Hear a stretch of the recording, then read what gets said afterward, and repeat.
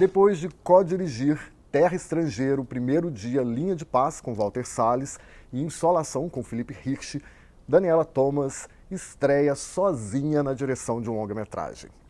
Vazante volta ao século XIX para contar os bastidores do casamento de uma jovem menina com um mercador de escravos. Por que a escolha desta história para fazer o seu primeiro voo solo no cinema? Vai fazer quase 40 anos que uma ideia de, não é uma ideia de fazer o filme não, mas esse desejo de contar uma história ligada à história do Brasil e à escravidão. Me parecia lógico tentar entender, através de voltar para o passado, tentar entender a história do Brasil. E quando você chega, se você volta para trás do Brasil, o que você chega? É a escravidão. Então esse assunto, esse tema me mobilizou muito quando eu estudei história. Depois, uma outra coisa, um outro amor da minha vida, que inclusive me dividiu, porque eu larguei a história, fui estudar cinema, foi o cinema. Então, cinema e história. Acho que essa era a junção que eu queria trabalhar quando eu fizesse meu primeiro filme.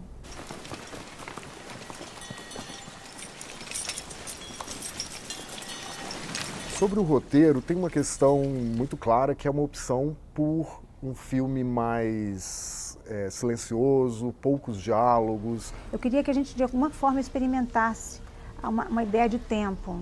Lógico que não é um filme que é rasgadamente longo, mas que você tivesse a noção dos tempos internos ali, né, dos silêncios. Que é andar num carro de boi. Por exemplo.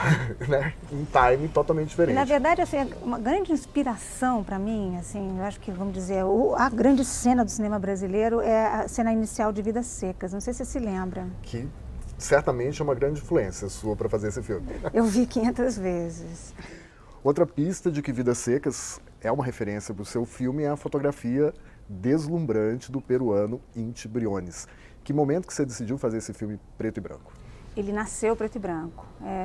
Acho que desde Terra Estrangeira, que também nasceu preto e branco, a ideia de usar essa forma de filmar para fazer uma ponte para o passado, que eu acho que imediatamente te coloca a plateia nessa posição, né? E o fato de não usar luz, né, do Inti não usou luz, ele topou isso desde cara, né, de fazer o filme inteiro sem luz, só com velas e gás. Música também esse filme não tem, né, Daniela? Não. Toda música que tem é diegética, a música do filme, né? Ela está lá dentro, ela acontece porque alguém está tocando um tambor ou alguém está cantando, ou alguma coisa assim. É um filme todo programado, né? Com uma ideia realmente assim, muito, muito pensada, muito desenhada antes mesmo de começar a filmar. Na hora que você começou a ver as primeiras imagens, você não ficou com medo de que a forma chamasse mais atenção do que o conteúdo nesse filme? Porque são lindas. É verdade. Sempre a beleza é sempre como é que fala? Uma armadilha, né? A gente não tem nenhum grua se aproximando para aumentar o drama, ou um traveling mostrando a beleza da paisagem. Então, eu me certifiquei de que houvesse um rigor na maneira de filmar, na atuação, na sobriedade, que fosse, vamos dizer, compensar a beleza, né? Porque realmente esse lugar é muito exuberante, né? Essa pedra, esse lugar, né? E aí entra a direção de arte do Valdir Lopes, o figurino do Cássio Brasil, que também deixam claro que houve muita pesquisa por trás desse filme. Rolou uma proposta obsessiva, vamos fazer tal e qual, né?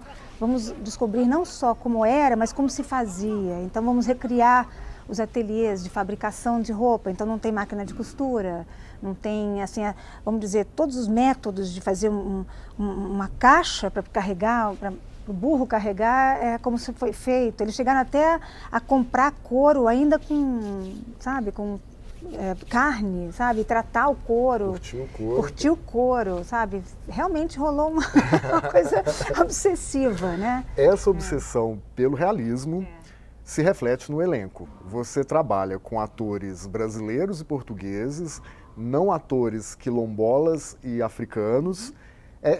Esse caminho se justifica por essa busca determinada por retratar de verdade como tudo aconteceu. A palavra é veracidade, né? Quer dizer, um objetivo maluco que você se impõe, porque essa como é que fala?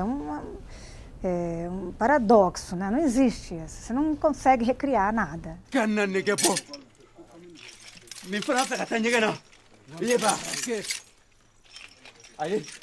Eu não entendo o que dizes, negro. Agora é pesado, são pesadas as cenas em que os escravos, em que você reproduz a forma como os escravos eram tratados, aqueles acessórios. Como é que foi convencer os atores? Quer dizer, a pergunta talvez seja até essa: precisou convencer esses atores a fazer aquilo? Não precisou nada. Na verdade, o grande drama foi nosso, entendeu? A gente ficou com muito pudor, muita dificuldade. Me lembro de quando for falar com os africanos, a gente levantou uma série de imagens, tentou contar a história, mas eles fizeram questão eles têm muito orgulho de poder representar a história de negros, de africanos no Brasil, entendeu? Se sentiram muito orgulhosos, né? Lógico que aqueles ferros não são ferros, né? Aquilo é fibra, aquilo não pesa, né? A gente não queria machucar ninguém, né? Outra coisa que o filme traz que também é chocante, ainda é chocante para o dia de hoje, é a relação da menina com o homem mais velho, né? Achei que podia gostar.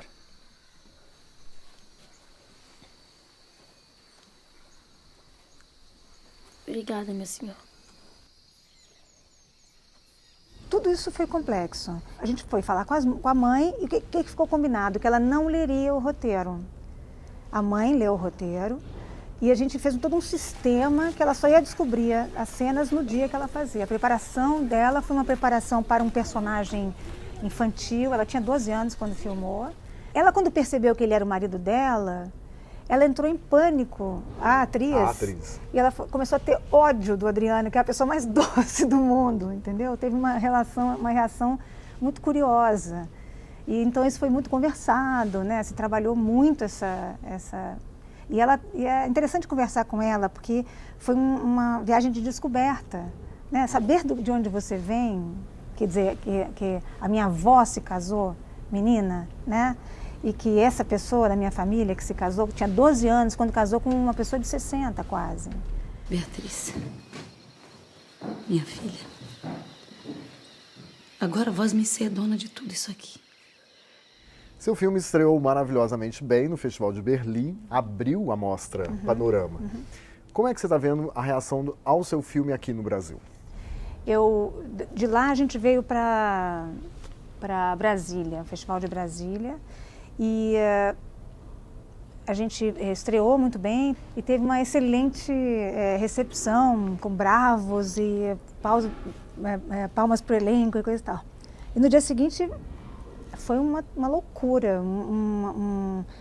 Tive um debate que alguns críticos aqui de São Paulo chamaram de linchamento, e o debate mais agressivo já visto nos 50 anos de Brasília e nos 30 anos que esses críticos escrevem, né?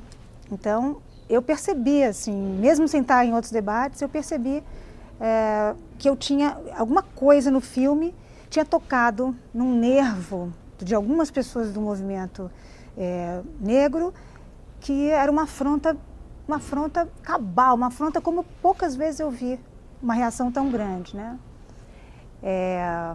Então, o meu filme, ele está andando dentro desse universo agora, que é o universo que está acontecendo a todos os lados, que é um radicalismo imenso sobre o que pode e não pode ser dito.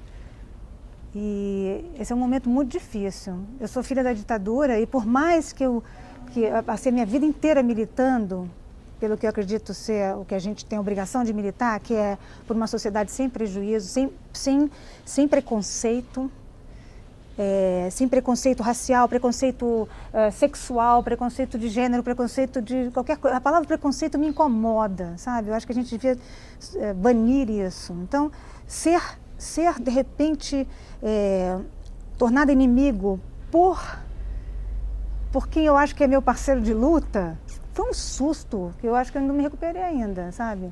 Mais do que qualquer coisa de agressividade, mas assim, me tornar inimiga dos que eu acredito que estamos todos numa luta contra o preconceito, pelo empoderamento de todos, pela cidadania para todos, foi um susto. E assim, não sei se o filme vai conseguir sobreviver a tanto radicalismo onde ele está sendo visto, né? Essa praça a praça pública hoje tá muito. Eu já sabia, eu senti antes de chegar em Brasília, eu falei, será que esse momento em que esse filme tão sutil, tão delicado, tão pesquisado, vai ser lançado, será que alguém vai ver ele desse jeito que ele foi feito para ser visto, né?